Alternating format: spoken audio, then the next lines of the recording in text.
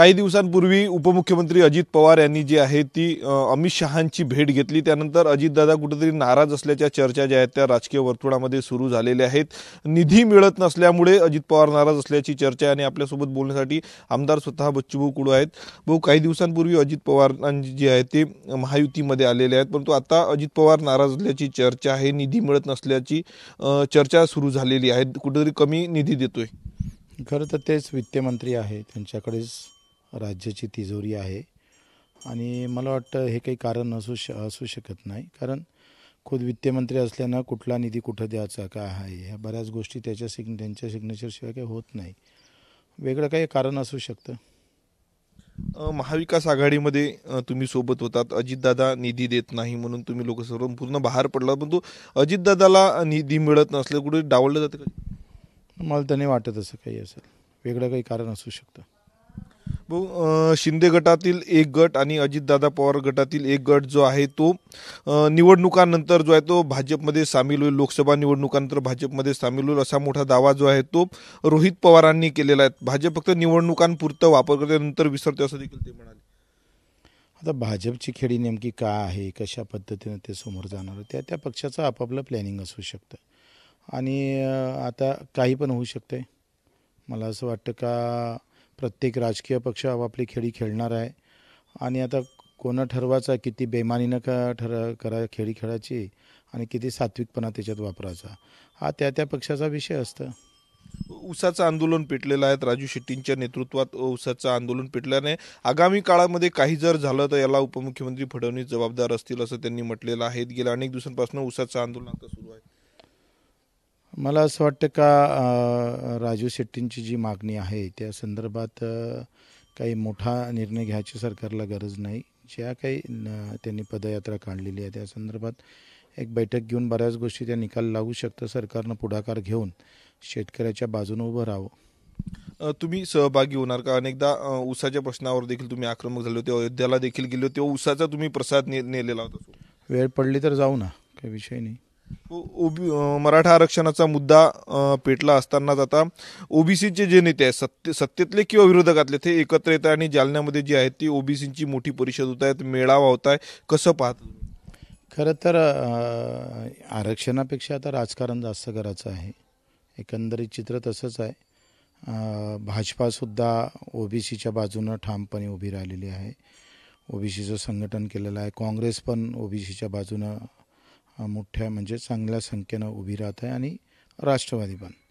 एकंदरीत शिवसेनेचा रोल सध्या तर काही उद्धव साहेबांचा आणि शिंदे साहेबांचा काही फार समोर आला नाही, परंतु तीनही पक्षांनी ओबीसीला पकडून राजकारण करायचं ठरलेलं आहे।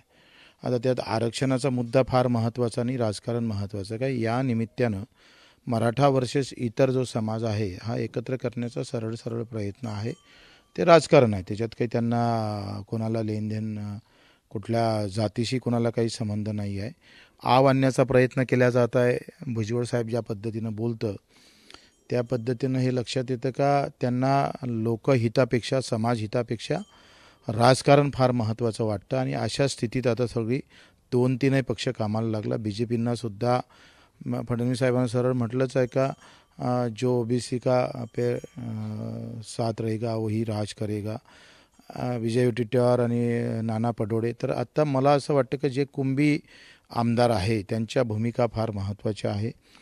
त्यांनी सुद्धा अशा पद्धतीनं जर त्या पक्षामध्ये राहत असेल, जे पक्ष कुंभी असताना सुद्धा त्यांना ओबीसीमध्ये घेऊ नका असं म्हणण्याचं धाडस करत असेल तर मला वाटतं बाकीच्यांनी एकत्र झालं पाहिजे। ज्या पद्धतीनं तुम्ही मराठ्यांचा मुद्दा आता रेटून धरतात, जरांगे पाटलांची भेट घेतली, उपोषण सुटलं, त्यावेळेस देखील होते, रुग्णालयात देखील होते, ओबीसी कुठेतरी तुमच्या विरोधात आक्रमक होऊ शकतो कारण ज्या पद्धतीनं मराठ्यांचे जे तुम्ही आक्रमक गेल्यापेक्षा ते केल्या जाणार आहे। काही लोकांना उलट ओबीसीचे बरेच मुद्दे हे आता ओबीसीच्या नावानं जे आता बोंबा मारतंय हे 50-60 वर्षात आळून पाळून सत्तेमध्ये होते, यांनी कधीच काही केलं नाही। ओबीसीमध्ये बऱ्याच लहान सहान जाती आहे, सुतार, कुंभार, वाणी असेल किंवा जे काही न्हावी असेल, ह्या ज्या लहान सगळ्या जाती आहे याचं खरं तर याच्यात बळी जाऊ नये याची काळजी घेतली पाहिजे आणि ओबीसीसाठी इतर ज्या काही योजना कशा करता येईल अर्थात महामंडळ काढले पण त्याला पैसे नाही आहे. तर यासाठी मला वाटतं विजय वडेट्टीवार स्वतः VJNT ते OBCचे मंत्री राहिलेले आहे, त्या काळातसुद्धा एखादा असा निर्णय किंवा एखादा मोठा निधी त्यांनी आणू शकले नाही. मी तेव्हा राज्यमंत्री होतो आणि आम्ही नेहमी म्हणायचं का OBCसाठी स्वतंत्र घरकुल योजना आत्ता आणली ते 1.25 लाखाची.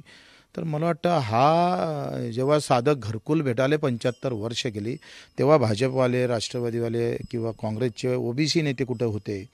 आजही आपण पाहतो का प्रचंड गरिबी, सगळ्यात जास्त OBC समाज हा शेतीच्या आधारित आहे. खरं तर शेतीचे प्रश्न सुटले तर हे प्रश्न सुटू शकते, हे सूर्यप्रकाशा एवढं सत्य आहे. परंतु आग नाही लागत ना. शेतीचे प्रश्न घेऊन जर OBC समोर आला तर ते आग भडकत नाही, पण मराठा वर्सेस OBC केलं तर आग पेटायला वेळ लागत नाही.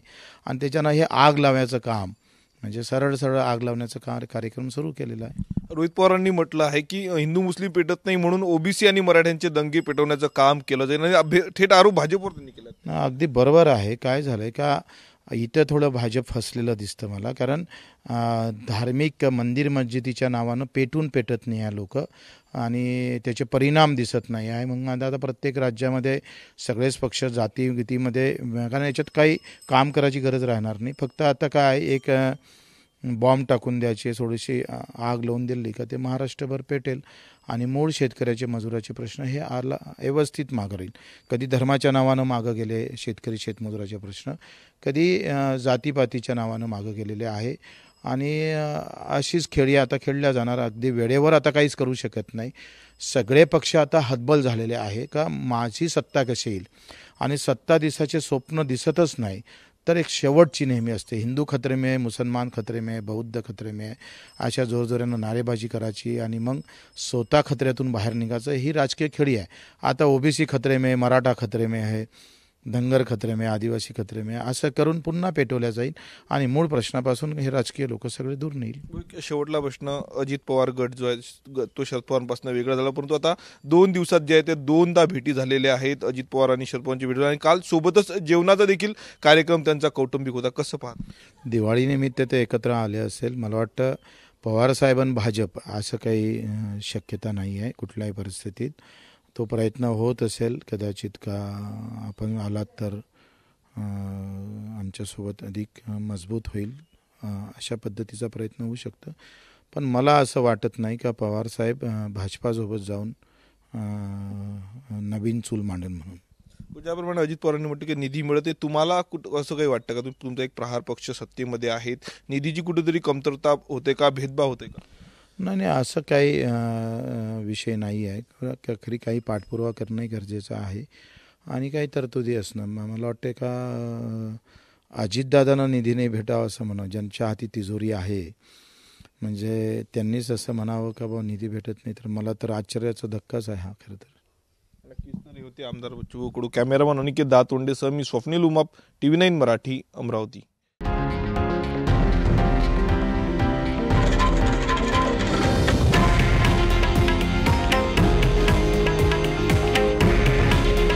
हे आहे देशातील नंबर 1 न्यूज नेटवर्क आणि आपण पाहत आहात TV9 मराठी.